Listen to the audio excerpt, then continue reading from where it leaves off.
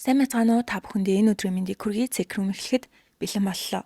Өнөөдөр бас гэрлээд 9 жил болсон. 41 настай нөхөр Ким Хагбэ, 40 настай эхнэр Ан Хэрэм нар 3 хүүхдийн аав ээж, 2 охин, 1 хүүтэй. Тэд анх архины газар танилцсан бөгөөд Хагбэ төрүүлж очиод хамт архиуж уцсных нь дугаарыг авсан. Хэрэм анх удаа ийм гоё ярьдаг хүнтэй таарсан гин. Гэхдээ яриан л гоё байсан гэж яаж мэдгэвдэ. Тэд салах өргөдлөө аль хэдийнэ өгчихсөн байгаа. Эхлээд эхнэрийн талын бичлэг гарахад Хэрэм өглөө 6 өнгөрөөж усаад хүүхдүүдтэй хоолыг нь бэлдэж өгөөд цэцэрлэг сургуульд нь явуулсны дараа гэртээ ганцаараа үлдэж тасралтгүй уйлдаг. Хэрэм саяхан өөрийгөө хорт тавдартай гэдгийг мэдсэн. Одоохондоо өвдөж байгаа юм байхгүй ч хорт тавдар хэддүгээр шатн дээрээ байгаагаас хамаарч эмчилгээнийхээ төлөвлөгөө болон мэс таслын талаар ярилцгаруулжээ.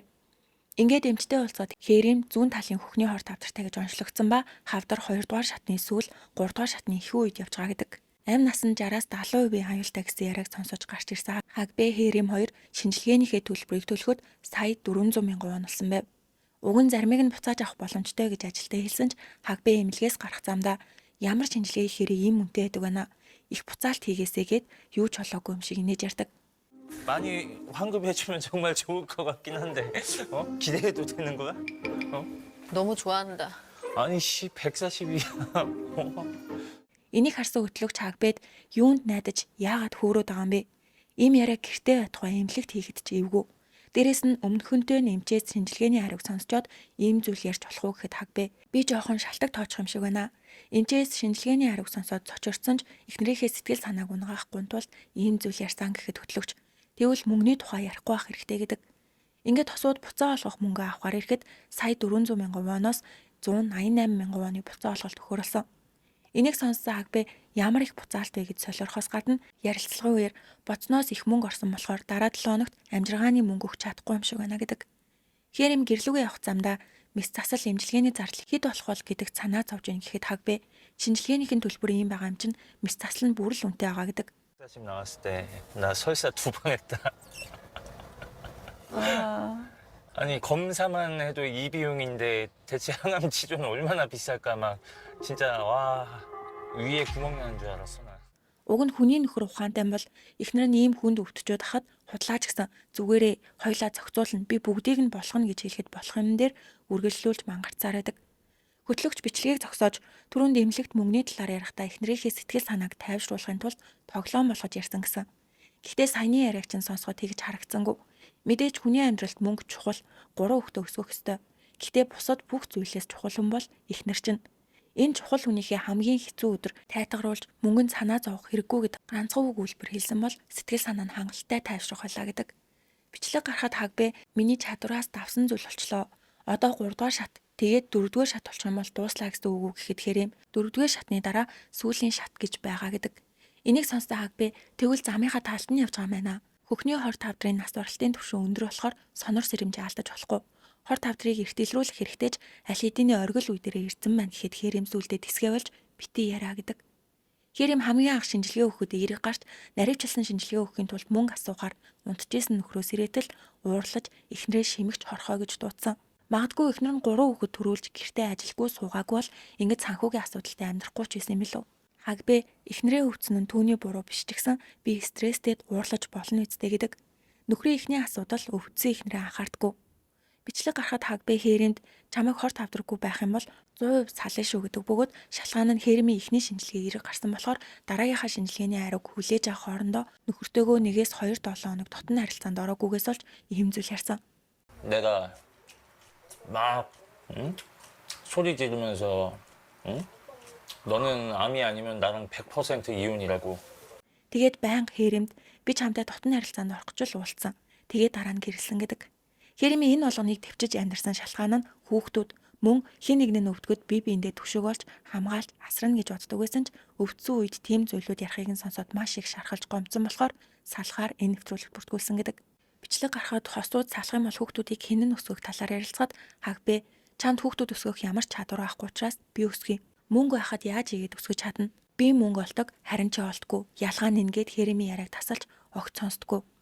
Хэрэм яагаад миний яриаг сонсохгүй байгаа юм бэ гэхэд Хагбэ би мөнгө олдог, чи мөнгө олдгүй. Ингээд болоо гэхийг сонссон Хэрэм уурлахад сүүлдээ Хагбэ хараад зүгээр гараад үх гэдэг. 근데 나는 돈을 벌 수 있잖아. 너는 돈을 못 벌잖아. 그 차이야 그냥. 내가 많이 벌건 적게 벌건 그냥 나가 뒤지세요. 아 진짜. Танихгүй хүнд ч ийм үг хэлэхгүй ээж яагаад хамгийн их хайрлах ёстой их нэртэй ингэж хандд юм бол доо. Хэрэм энэ амьдралынхаа туршид аав ээж болон ах дүү нартай ямар хэцүү амьдарч байгааг хэлж байгаагүй учраас өөрийнх нь талд орох хүн байгаагүй ч хөтлөгч өөрийнх нь талд орж өмөрсөн нь хамгаалуулсан тайвширсан мэдрэмж өгсөн гин. Хагбэ эхнэр болон хүүхдүүдэд байн хараадаг. Үерхэж байхдаа тийм байгаагүй гэхэд хөтлөгч үерхэж байх хугацаанд сайн нуусан байхаа гэхийг сонссон Хагбэ нуусан бишээ. Тэр үед эхнэрийн хажууд хараал хэлэхээр юм болтгүйсэн. Дээрээс нь хараал хэлхийг тийм муу зүйл гэж боддгүй төрлийн хүн гэдэг. Тэгээд байнга эрэгтэйчүүд дэлхийг захирдаг, эмэгтэйчүүд бол хүүхэд төрүүлэх машин гэж ярьдаг гинэ. Энэ одоо захирлаа юу? Өөрөө 2 охинтой эхнэртэйгээ нийлээд 3 эмэгтэй хүнтэй амьдардаг мөртлөө эмэгтэйчүүдийг доош нь хийж ярихаас гадна том охиноо 4 настай хахад нь насан туршидтын сэтгүүлийн модель болоорой гэж хэлжсэн. Энэ талаар Хагбэ 2 охин маань үнэхээр хөөрхөн болохоор том болоод тийм сэтгүүлийн модель болж чадна гэж хэлсэн нь үнэн. Хэрвээ модель болох юм бол алдартай бас мөнгөтэй болж чадна гэдэг. Хэрэм хүүхдүүдээ үнэт зүйлтэй их орныхоо түүхийг мэддэг хүмүүс болгож өсгөхийн тулд түүхийн ном уншиж музейд агуулж орохыг хүсдэгч Хагбэ зөвшөөрдөггүй. Шалтгаан нь нэг удаа Солонгосын түүхийг өөр өнцгөөс тайлбарлаж байгаа Японы нэвтрүүлэг үзсэн. Тэрнээс хойш Сэжон хаан болон төрийн удирдлагуудын талаар өөр бодолтой болсон гэдэг. Хагбэгийн бас нэг асуудал нь өөр эмэгтэйтэй уулздаг байсан. Тэрээр түрүү жил хадам аав дээр очиод Хэремээс салах тухайгаа хэлж тэр чигтээ алуугалж суудаатай. Хэрэм нөхрийнхөө утсыг үздэггүй ч нэг өдөр үзмээр санагдаад хартал Хагбэ хамгийн сайн найзынхаа өмнөх найз бүсгүйтэй уулзж байгааг мэдсэн ч мдээгүй дүрсгсэн. Гэтэл хадам аавтайгаа уулзаад эхнэрээсээ сална гэж хэлээд явснаас хойш 7 хоногийн дараа гэртээ буцаж ирсэн гэн. Хөтлөгч яагаад буцаж ирсэн талаар нь хэлэхдээ эхлээ тэр эмэгтэйтэй бүтнэ гэж бодоод эхнэртээ салъя гэж хэлээд явсан ч нөгөө талаас зөвшөөрөөгүй. Эсвэл нөгөө эмэгтэй тийм харилцаатай байхыг хүсээгүй хаа. Ингээд 7 хоног хичээсэн ч болоогүй учраас буцаад эхнэрлүүгээ ирсэн. Шалгаан нь буцаж ирэхэд эхнэр нь хүлээж авахыг мэдчихсэн гэхэд Хагбэ хөтлөгчийн таамаглал 100% буруу. Би өөрөө гэрлүүгээ очиагүй. Эхнэр гуйсан болохоор ирсэн гэдэг. Хэремийг ганц тайвшруулж байгаа бүх зүйл сайхан болно гэж хэлж байгаа хүн бол аав нь л байгаа мэн. Зүүн цаалах бодол 50% байгаа гэхэд хөтлөгч Хэремд нөхөрч нь өөрт нь ямар их хайртайг мэддэг болохоор тасралтгүй харааж хүнд чилж болохгүй үгнүүдийг хэлж бүх зүйлийг хүснээрээ хийсэн ч Хэрэм намайг орхиж явж чадахгүй гэдгийг мэддэг болохоор ийм байсаар байгаа гэд нөхөр тандаж өөрийг чинь үнэхээр өвөрмөц хүн гэдгийг ойлголоо. Гэхдээ цаашдаа өөрчлөгдөхгүй энэ хэвээрээ байвал амьдрал чинь бүр л хэцүү болно. Бичлэгээ үзээ жоохон жолтгоо өөрчлөгдөх хэрэгтэй гэсэн бодол орж ирсэн үү гэхэд Хагбэ анх удаа 3 дахь хүний нүдээр өөрийгөө хараад ичиж санаа зовсон мөгөөд цаашдаа хараалыугээ багасгаж биеэ барих хэрэгтэй байна гэж бодлоо. Гэхдээ зөвхөн миний муу талыг харуулсан бичлэг гарсан. Уг нь би л хор тавдар тусах хөстөө хүн нь ийм зүйл болсныг хараад цочирсон. Надад салах бодол 100% байгаа гэд нөхрийн талын бичлэг гарлаа. Хагбэ ажилдаа явахаас өмнө эхнэр хүүхдүүдээ үнсэж гарахтаа хогоо ангилж хаяад хоол хүргэлтийнхээ ажил гардаг. Нийт 7 жил ажилласан бөгөөд өдөрт 14 цаг ажиллаж ердөө 3 цаг унтдаг. Сардаа ганц ч амардгүй. Амархаар гим игээд байгаа юм шиг санагддаг гин. Тэрээр нэг сард дунджаар 5 сая онолдог. Ингээд ажлаасаа тарж үүрийн 5 өнгөрөөж орж ирсэн Хагбэ хувцас угааж хүүхдүүдээ үнсээд төлбөрүүдээ төлж унтснаас цаг гарны дараа Хэрэм нөхрөөс ирээж тэд хүүхдүүдээ өргөж өгөөд гэртээ ирж Хагбэ 11 өнгөрөөгөөд унтснаас 2 цагийн дараа Хэрэм дахиад нөхрөөс ирээж хүүхдүүдээ сургуулиас нь авчираад тусанд оруулдаг.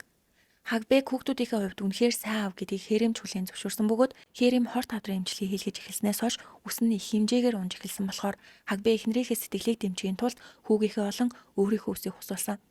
Тэрээр яг үнэндээ салахыг хүсэхгүй байгаа. Учир нь өөрөө 3 хойд ээжтэй ээж үтсэн болохоор хүүхдүүдээ өөрсгөө орчинд төсөөхийг хүсэхгүй байна. Гэхдээ салахаар шийдэж бичиг баримтаа өгсөн шалтгаан бол хосын харилцаа гэд нөхрийн талын бичлэг дуust дахиад эхнэрийн талын бичлэг гарахад Хэрэм хим эмчилгээ хийлгэж үс нь унана гэдгийг сонссон охин нь хиймэл ус авахыг санал болгосон учраас захиалжээ. Хүүхдүүд ирээгүй байх оронд Хэрэм ганцаараа үсээ задлж үзээд уйлж орой гэр бүлийнхэн бүгд цуглахад охин нь ээжигээ үсээ зүүж үзхийг хүссэн бөгөөд хоёр дахь охин нь ээжээ та үсгүй байсан ч хөөрхөн байна гэж хэлдэг. 어디 빠졌더 맞는 다이퍼. 어떡해. Охтууд нь түүнийг аль болох сэтгэлээр дэмжиж ээжээ та өвдөл нуух хэрэггүй өвдөөд байна гэж хэлж болно шүү гэдэг. Хэрэм өөрийгөө өгчих юм бол нөхөр маань ийм байдалтай хүүхдүүдээ өсгөж чадах болов. Хамгийн бага хүү маань ярьж чадахгүй байх үедээ ээжгүй болно гэсэн бодол хамгийн их түгшээс учраас Хэрэм одоогоор аль болох нөхөр хүүхдийнхээ санааг зовоохгүй сайн андаж сайн байхыг хүссэн тэрээр өглөөр тосож хүүхдүүдээ цэцэрлэг сургуультанд бэлтдэг. Хагбэ гэр бүлийн зураг даруулах дурггүй учраас тэд одоо хүртэл гэр бүлийн зураггүй байна. Хэрэм Хагбэд намайг хим эмчилгээ хийлгэж мэс тасалд орсны дараа надтай хамт байж халамжлаарай гэхэд Хагбэ толгой тохиод хим эмчилгээ хийлгэсний дараа турдаг гэсэн. Тэгэхээр чинь юу ч болтой хамаагүй гэр бүлийн зураг даруулцгаая гэж ярилцсны маргааш нь эмчилгээ эхэлж үсээ халзрахаас өмнө хусуулжээ. Эмчилгээний дараа Херемийн бие нь аимшигтай өвдөж эмнэлэг явахыг хүссэн ч Хагбэ уурлаж хүүхдүүдэд хүртэл хараагаад надаар юу хэлэх гээд байгаа юм гэж орилдог. 나도 알아. 근데 그래?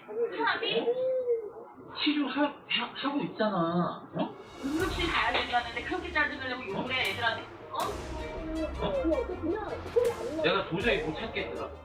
Ингээд тосуудын бүх бичлэг дуусгаад хөтлөгч Хагбэ хандаж хэдий эхнэрийнхээ өвчин болон өвдөлтийг хүлээж авахд хэцүүч өөрөөс ч нөр Херемийг ойлгох хүн байхгүй гэж хэлээд Херем тандан одооноос эхлээд өөрийгөө бүрэн идэрнэ гэдэгт итгэлтэй бай.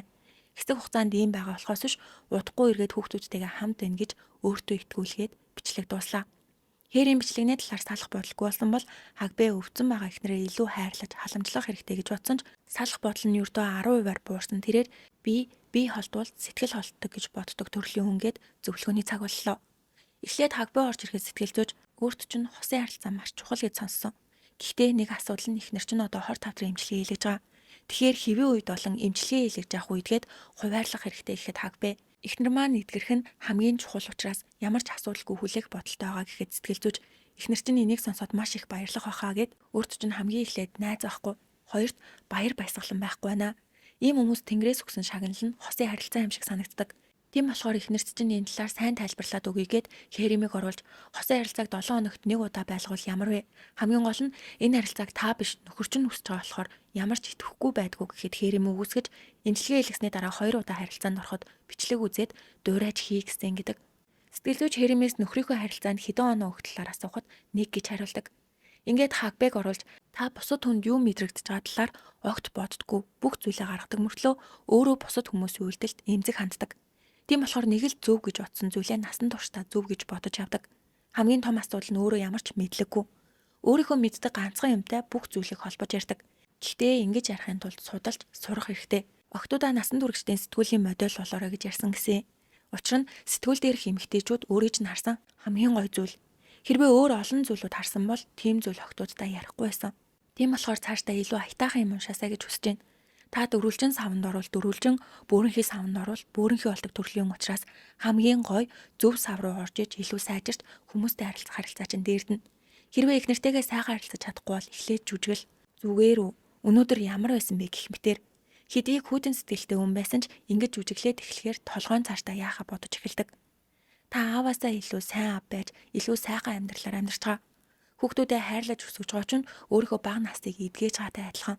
Одоо хүртэл үнэхээр сайн байлаа гэд Херемийг оруулж өөрийн хувьд ойлгох цаг бишээ. Та бусад эмэгтэйчүүдийг одвол сэтгэл санааны хувьд сул дорой. Бусад хүмүүс жоохон л түлхэгдсэн байна гэж бодох зүйлийг та 3 дугаар зэргийн түлхэгдэлт гэж хүлээж авна. Салах хүслийг та гаргасан байсан. Цаашдаа яаж амьдрэх гэж бодож ийн гэхэд Херем тэр хүртэл бодоогүй гэдэг. Сэтгэл зүйч та ямар ч төлөвлөгөөгүйгээр сэтгэл хөдлөлөөрөө салах өргөлөө өгсөн. Өөрийгөө маш их сэтгэл хөдлөлтөй хүн гэдгийг мэддэг байх хэрэгтэй. Одоогийн нөхцөл салах өргөдөл гаргах нь зохисгүй бөгөөд биеийн байдлыг чи харахад яагаад ч салж болохгүйгээд хосыг хамтд нь оруулж гэр бүлээ зурхыг хүсдэг. Тэдний зурсан зурган дээр бүх гэр бүлийн гишүүд инээж авах бөгөөд гараасаа хөтөлж бие биенийхээ хажуудаа сэтгэл зүйч би ийм аз жаргалтай гэр бүлийн зураг хараагүй маш олон жил болсон байна гэд заавал гэр бүлийнхээ зургийг авалж хандаа үлгөрөө гэж хэлээд зөвлөгөөний цаг дуслаа. Тэгвэл цаашдаа Хагбэ өөрчлөгдөж их нэртэй илүү анхаарал халамж тавьж чадах болов. Юу гэж бодож байгаагаа комент хэсэгт бичээрэй. Суугтаа лайк болон subscribe дарахаа бити мартаарай. Миний инстаграмыг дагахаа мартаа дараагийн мэтлэгээр уулзтлаа. Түр баяртай.